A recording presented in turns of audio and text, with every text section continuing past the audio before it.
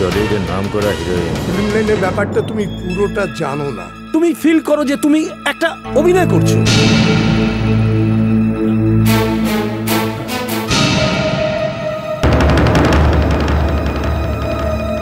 প্রবলেমটা আমার মধ্যে নেই, তোমার মধ্যে। আপনার নামে অনেক কমপ্লেন আছে। পুরুষতান্ত্রিক চোখ দিয়ে না নারীদেরকে বস্তুকরণ করা, এই অবস্থার জন্য দায়ী কে?